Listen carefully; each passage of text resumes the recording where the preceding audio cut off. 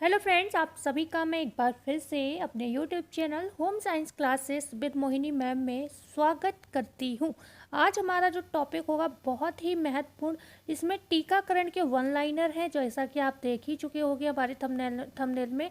ठीक है, तो वन लाइनर होंगे यहाँ पर। और आप जानते हो कि टीकाकरण से भी प्रश्न पूछे जाते हैं। तो अब की जैसे कि पहले ही बताया गया है कि कुछ लेवल टफ रहेगा। एग्ज़ाम में बताया था, मतलब जब आयोग की तरफ से एक नोटिस आया था न्यूज़पेपर में, तो ये कहा था कि पेपर में क्वेश्चन की पैटर्निंग की अब आजकल बहुत प्रॉब्लम है कि लगभग सारे ही आंसर बच्चों को पता चल चुके हैं। ठीक है ना, तो उन्होंने कहा था क्वेश्चन का जो आपकी लेवल होगा थोड़ा टफ होगा। तो इस बार हमने टीकाकरण के जो प्रश्न हैं बेसिक जो पूछे जाते हैं इसमें वो भी लाई हूँ।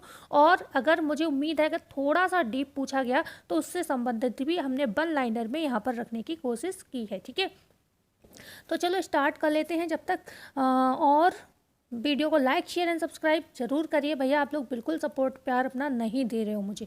ठीक है, तो क्वेश्चन वन क्या है, भारत में पोलियो का आखिरी मामला कब आया? तो भारत में पोलियो का फर्स्ट जो आखिरी मामला जो आया, जब से भारत हमारा पोलियो मुक्त घोषित हुआ, तो वो आया जनवरी 2011 में। ठीक है, बात करते हैं वर्ल्ड हेल्थ ऑर्गेनाइजेशन ने, मतलब WHO। ठीक है, समझिए आप। ओके, तो इन्होंने इस ऑर्गेनाइजेशन ने भारत को पोलियो मुक्त कब घोषित किया? तो आखिरी मामला कब आ रहा है? 2011 में आ रहा है। ये इंपॉर्टेंट प्रश्न है, ध्यान रखिएगा। 27 मार्च 2014 को, क्योंकि ये करेंट का डाटा भी है, आपका माना जाएगा और ये अपडेटेड प्रश्न भी माने जाएंगे। और ये आपके होम साइंस में टीकाकरण में भी ये प्रश्न पूछे जाएंगे। तो ये 2-3 लॉजिक से आपके लिए इंपॉर्टेंट है। ठीक है, तो वर्ल्ड हेल्थ ऑर्गेनाइजेशन WHO ने, जिसकी स्थापना 1948 में हुई थी, आपको पता ही होगा, तो 27 मार्च 2014 को क्या किया? पोलियो मुक्त भारत को घोषित किया। ये प्रश्न बन सकता है। इम्यूनाइजेशन किस बचाव के अंतर्गत आता है? तो जो इम्यूनाइजेशन जो होता है ये प्राथमिक बचाव माना जाता है, कि आप अगर पहले ही बच्चे में टीके लगवा दो तो ये ही बचाव हो जाएगा, आगे आपको आवश्यकता किसी चीज़ की पड़ेगी नहीं। ठीक है ना, वैक्सीन लगाने से पूर्व वैक्सीन को स्पिरिट से साफ क्यों नहीं किया जाता? ये प्रश्न बन सकता है, क्योंकि बना नहीं है। क्योंकि अगर आपने स्पिरिट से साफ कर लिया तो आप जानते हो वो तो बैक्टीरिया वायरस को ही मार देगा ना।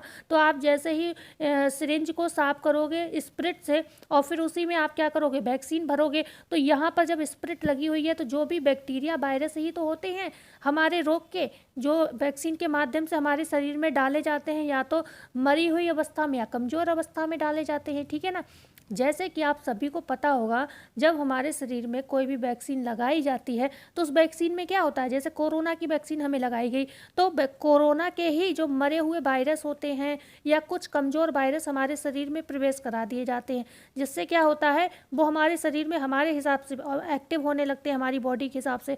जब बाहरी वही वायरस आता है तो उसे हमारी क्षमता विकसित हो जाती है उससे लड़ने की, क्योंकि ऑलरेडी हमारी बॉडी में कोरोना के वायरस हैं। ठीक है ना, समझने के लिए। ठीक है ना, तो उन वायरस और बैक्टीरिया को ही मार देगा आपका स्पिरिट। तो फिर फ़ायदा ही क्या होगा वैक्सीन लगाने का? इसीलिए वैसे आप देखते हो डॉक्टर सिरिंज को स्पिरिट से साफ करता है, लेकिन जब हमारा टीका लगता है तब वो ये काम नहीं करता, स्पिरिट से साफ नहीं करता। राष्ट्रीय टीकाकरण सारणी के अनुसार कितने प्रकार के टीकों का टीकाकरण यहाँ पर किया जाता है? तो आप सभी जानते हो कितने प्रकार, 6 प्रकार के टीकों का यहाँ पर टीकाकरण किया जाता है। ध्यान से सुनिएगा कौन कौन से वो टीके हैं। एक तो आपका टीबी हो जाता है, तपेदिक जिसे हम बोलते हैं। ठीक है, एक आपका टीबी हो गया, दूसरा आपका पोलियो हो गया। ओके, पोलियो हो गया। ओके, आगे हम बात करते हैं खसरा हो गया, खसरा मिजल्स। ओके, खसरा, ये खा है। ठीक है, खसरा। और अगर आगे हम बात करते हैं गल घोंटू जिसे बोलते हैं, एक सेकेंड, हाँ, गल घोंटू,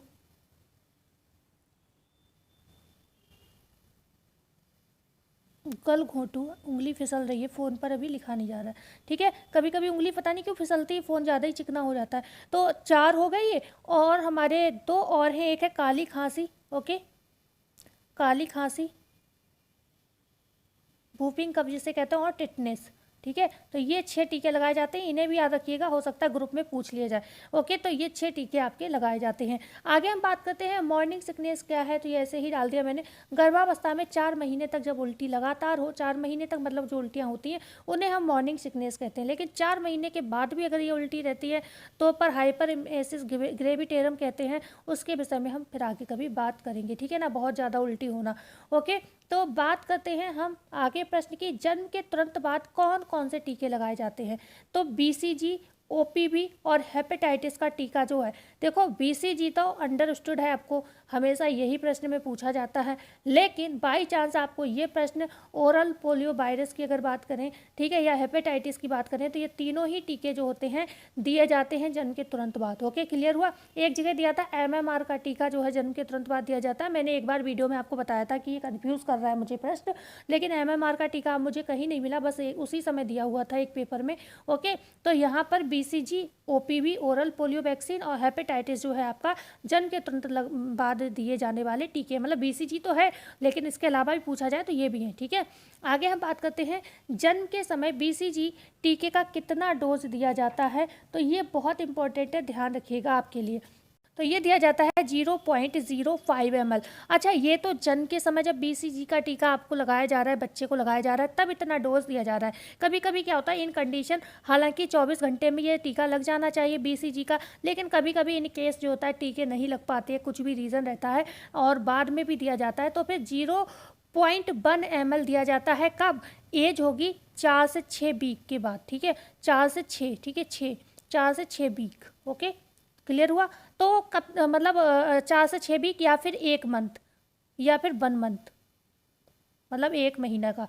तो या तो 24 घंटे के अंदर लगता है या फिर किसी कोई रीज़न है तो 4 से 6 वीक में या फिर 1 महीने में जो है ये टीका लगाया जाता है, और उस समय ये 0.1 ml तक लगाई जा सकती है वैक्सीन, जबकि वैसे आधा ml के करीब, आधा ml से भी कम 0.0 ml दे रहे हैं। ठीक है ना।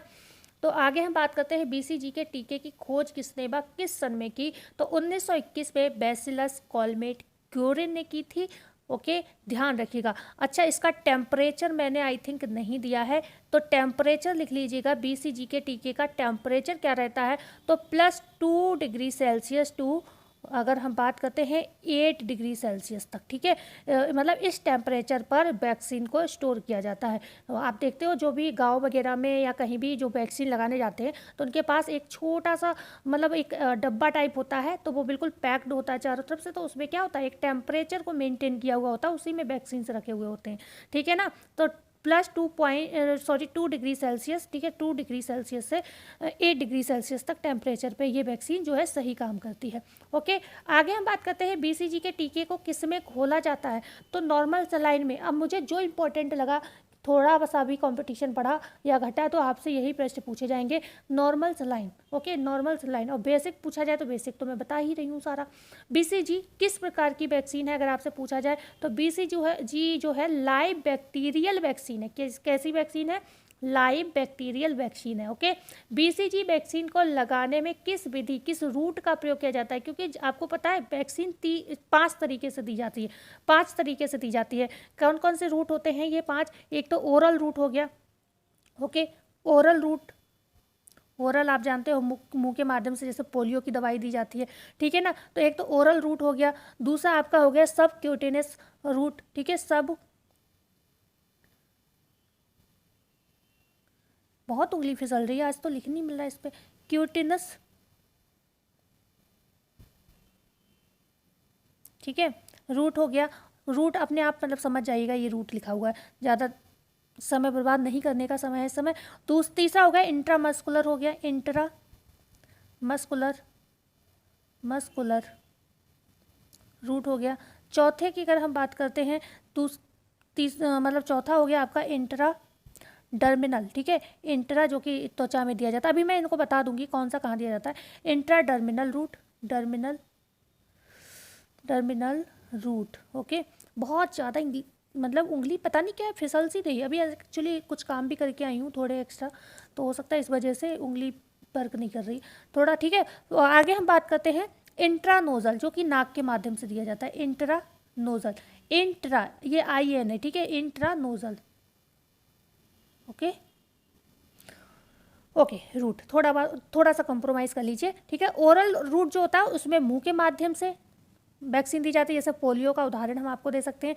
बकाया सब क्यूटेनियस जो रूट होता है उसमें फैटी टिश्यूज जो होते हैं, फैटी टिश्यूज होते हैं ना, उसमें लगाया जाता है इंजेक्शन। ठीक है, फैटी टिश्यू में इंजेक्शन लगाया जाता है, ध्यान से लिख लीजिएगा, इंपॉर्टेंट है।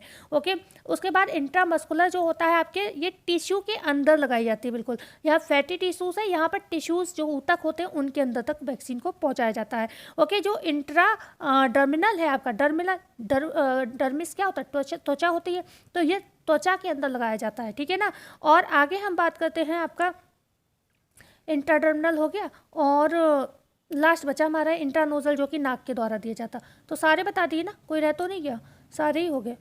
ओके, सारे हो गए, तो ये ध्यान रखिएगा। तो यहाँ पर हमने बात किया बीसीजी का, तो इंट्राडर्मिनल रूट बोला मैंने, तो डर्मिनल से आप क्या समझोगे, त्वचा में ही लगाया जाता है ये इंजेक्शन, ठीक है ना। ओके, एमएमआर का टीका किस महीने में लगाया जाता है, तो 9 माह में लगाया जाता है। एमएमआर का टीका जो होता है, यहाँ पे एम है, 2 बार एम आएगा, ठीक है, एमआर नहीं एमएमआर का टीका 9 महीने में लगाया जाता है, ध्यान रखिएगा। अच्छा, एमएमआर के टीके के अंतर्गत कौन कौन से टीके लगते हैं, तो 3 लगते हैं। एक तो आपका मिजल्स हो गया, खसरा जिसे बोलते हैं, ठीक है, खसरा जिसे हम मिजल्स बोलते हैं। दूसरा आपका कंठमाला हो गया, कंठमाला हो गया जिसे हम मम्स बोलते हैं। और तीसरा कौन सा हो गया, रुबेला। ओके, रुबोला नहीं, रुबेला होगा, रुबेला। ओके, रुबेला हो गया, ठीक है। तो ये 3 टीके लगाए जाते हैं, 9 महीने में ये लगाए जाते हैं। अब बात करते हैं हम एमएमआर का टीका किस प्रकार का वैक्सीन है, तो ये लाइव अटेंडेंट वायरल वैक्सीन है। कैसा, लाइव अटेंडेंट वायरल वैक्सीन है। एमएमआर का टीका किन रोगों से बचाव करता है, तो भाई खसरा, कंठमाला, रुबेला, अच्छा अभी हमने बताया आपको, मतलब मिजल्स, मम्स और रुबेला। ओके, आगे हम बात करते हैं एमएमआर का टीका भी कितने तापमान पर सुरक्षित रहता है, तो सेम तापमान रहता है, +2 से +8 डिग्री सेल्सियस, मतलब जो अभी हमने बीसीजी का आपको तापमान बताया था सेम रहता है एमएमआर टीका, और आपके बीसीजी टीके का टेम्परेचर सेम रहता है, ध्यान रखिएगा। एमएमआर किस विधि से लगाया जाता है, तो ये सब क्यूटिनियस रूट द्वारा लगाया जाता है, जो टिश्यूज़ में लगाया जाता है, अभी हमने बताया था, ठीक है, तो उसमें लगाया जाता है ये। मेनिनजाइटिस का टीका कितने वर्ष के लिए सुरक्षा प्रदान करता है, तो 3 वर्ष के लिए।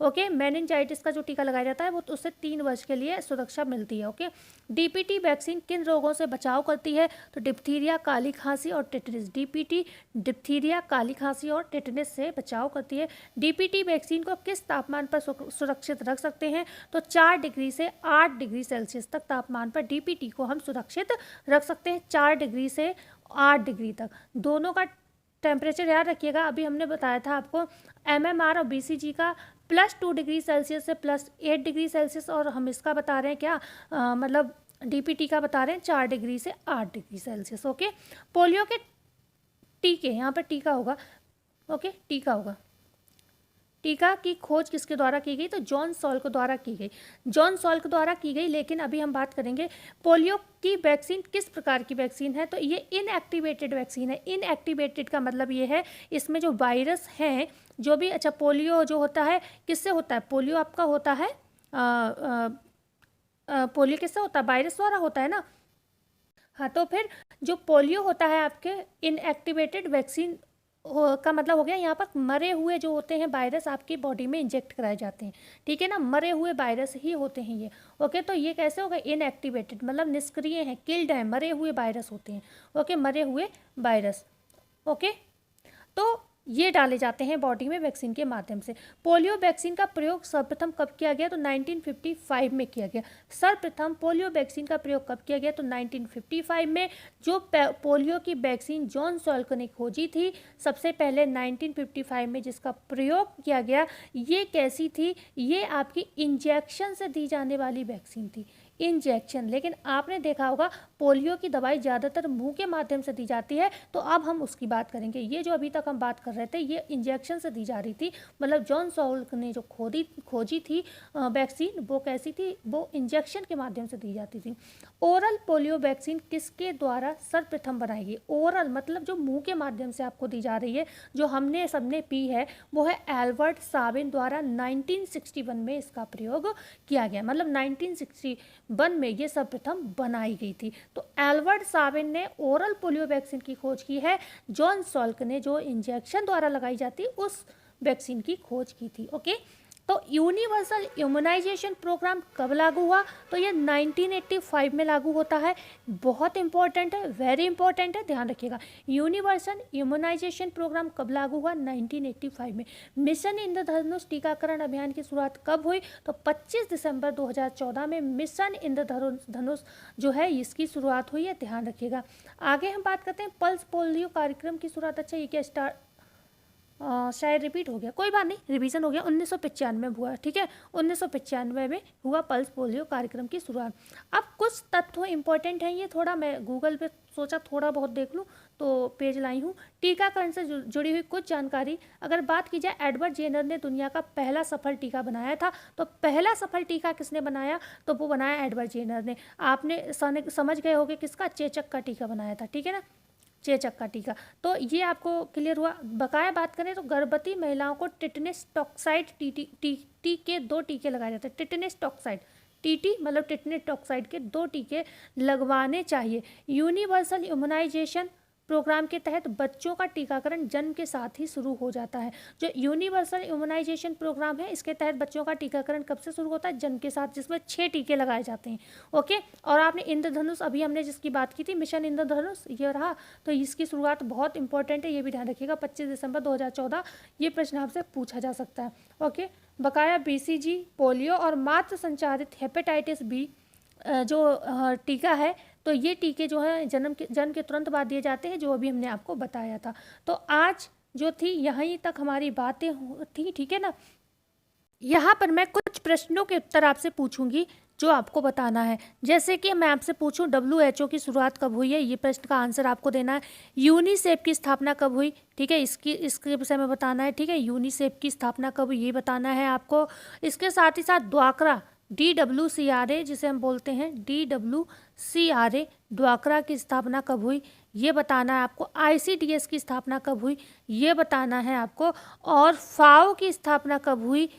Okay, FAO food and agriculture organisation की स्थापना कब हुई ये आपको बताना है। और बस आज के लिए इतना ही काफ़ी है ना। कितने हो गए? 5 प्रश्न हो गए। तो WHO, यूनिसेफ, ड्वाक्रा और ICDS और साथ ही साथ FAO की स्थापना कब हुई ये आपको हमें कमेंट करके आपने हमें बताना है, ठीक है, आप लोगों को मुझे बताना है। तो मिलते हैं कल नई वीडियो में नई जानकारी के साथ। जब तक के लिए धन्यवाद।